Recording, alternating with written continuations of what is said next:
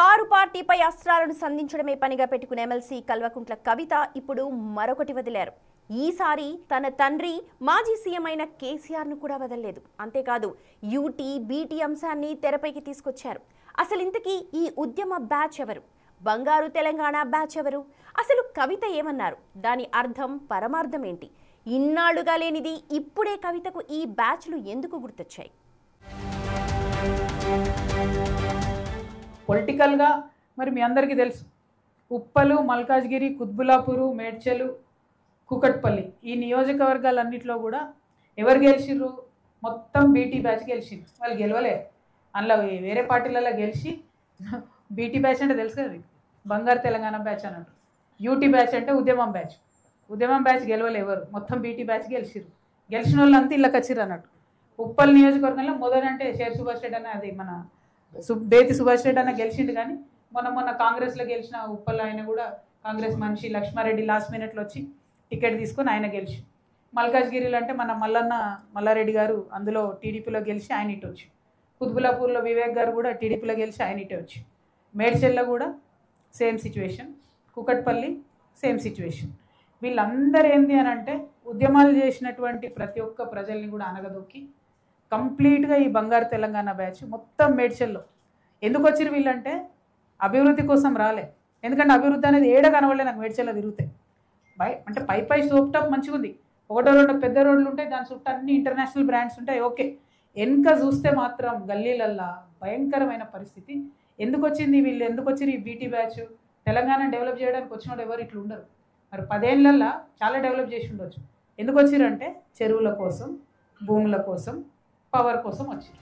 ఇవి జాగృతి అధినేత కల్వకుంట్ల కవిత చేసిన ఆరోపణలు. ఉప్పల్, మల్కాజ్గిరి, కుత్బుల్లాపూర్, మేడ్చల్, కూకట్పల్లిలో మొత్తం బీటీ బ్యాచ్ గెలిచిందంటున్నారు కవిత. ఇంతకీ ఈ బీటీ బ్యాచ్ ఏంటన్నదే కదా మీ సందేహం. బీటీ అంటే బంగారు తెలంగాణ బ్యాచ్ అని. ఈ పదం ఎప్పుడో ఎక్కడో విన్నట్టుంది కదా? ఉంటుంది. ఎందుకంటే సరిగ్గా దశాబ్దం క్రితం అంటే తెలంగాణ వచ్చిన తొలినాళ్లలో వినిపించింది ఈ పదం. అప్పట్లో ఇతర పార్టీల్లో గెలిచి బీఆర్ఎస్ లో చేరిన నేతలను బీటీ బ్యాచ్ అని పిలిచేవారు. మళ్లీ ఇన్నేళ్ల తర్వాత ఇప్పుడు ఈ పదాన్ని వాడుతున్నారు కవిత. ఎందుకు అనేది ఇప్పుడు ప్రశ్న.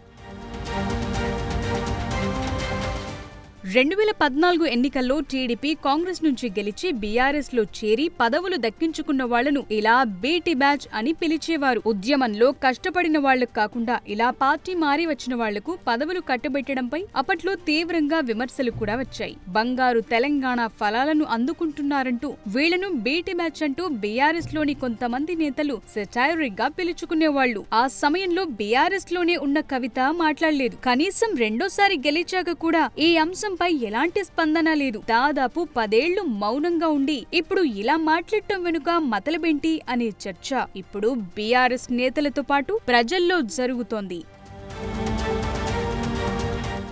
కవిత యాంటీ బీఆర్ఎస్ స్టాండ్ తీసుకుంటున్నారనేది ఇప్పటికే అందరికీ అర్థమైంది. కానీ ఇలాంటి యూటీ బీటీ బ్యాచ్ అంటూ మాట్లాడటం ఎంతవరకు మేలు చేస్తుందో కానీ అంతో ఇంతో బ్యాక్ ఫైర్ అవటం మాత్రం తప్పదు. Not only UT BT, BRS పై చేసే విమర్శలు, ఆరోపణలు విన్న ప్రతిసారి ఇన్నాళ్లు ఏం చేశావు కవితమ్మా అనే ప్రశ్ననే ప్రజలు వేస్తున్నారట. ఇన్నాళ్లు నాకు తెలియదు, ఇప్పుడే తెలిసింది అన్నట్టుగా ఆమె మాట్లాడుతున్నా అవి అస్సలు నమ్మబుల్ గా లేవనేది జనం మాట. ఒక్కసారి ఈ మాటలు వినండి, మీకు ఇంకొన్ని డౌట్స్ రాకమానదు. నువ్వు నాయనకు వచ్చినావు, అబుద్ధి చెప్పిపో.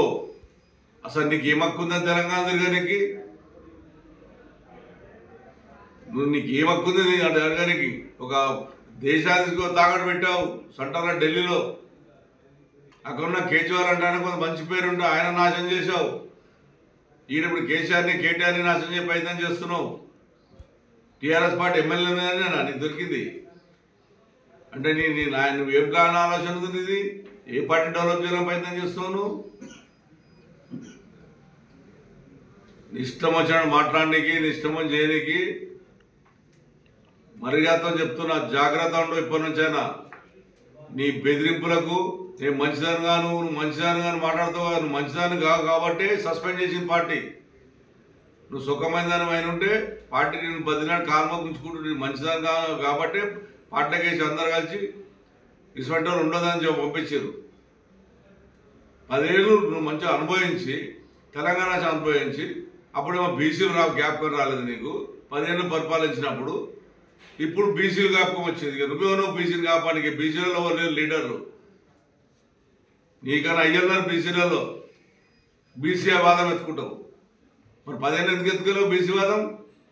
ఒకటే పని పెట్టుకుంటే తినుడు అవి తిరుక్కుంటా, బతుకమ్మల పేరు చెప్పుకుంటా కోట్లు సంపాదించి హైదరాబాద్లో ఎవరికి ఇప్పుడున్న ముఖ్యమంత్రి రేవంత్ రెడ్డి కూడా లేదు అంత పెద్ద ఇల్లు ఉంది నీకు. హరీష్ రావు ఏమో పాపం ఆయన కష్టపడి మొత్తం బ్రహ్మాండం ఉద్యమం చేసి తెలంగాణ ఉద్యమం చేసి పాపం కార్యకర్తను ఏకం చేసి ఆయననే దాడి చేస్తావు. ఇష్టం వచ్చి అనుకుంటున్నావా? ఇది ఎక్కడిది బాలనగరాన్ని 30 ఎకరాన్ని మోహన్ కేడికి వచ్చి చెప్పు. 2021 సర్వే నంబర్ ఓవర్లాప్ ల్యాండ్ అది.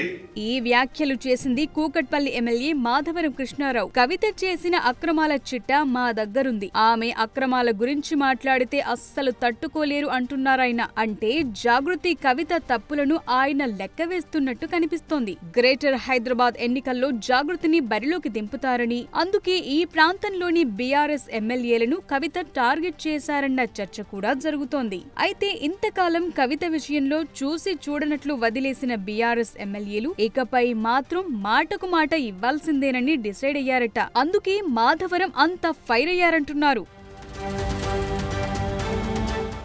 ఏదేమైనా కవిత వ్యవహారం ఇప్పుడు బీఆర్ఎస్ కు చిరాకు తెప్పిస్తుండగా కాంగ్రెస్ నేతలు మాత్రం కాగల కార్యం కవితే తీరుస్తుందన్నట్టుగా లోలోన సంతోషపడుతున్నారట. మొత్తానికి బీఆర్ఎస్ పాలనా తీరు, అందులో లోపాలను కేసీఆర్ కుటుంబం నుంచి వచ్చిన వ్యక్తే చెప్పటం మాత్రం హైలైట్ అనే చెప్పాలి.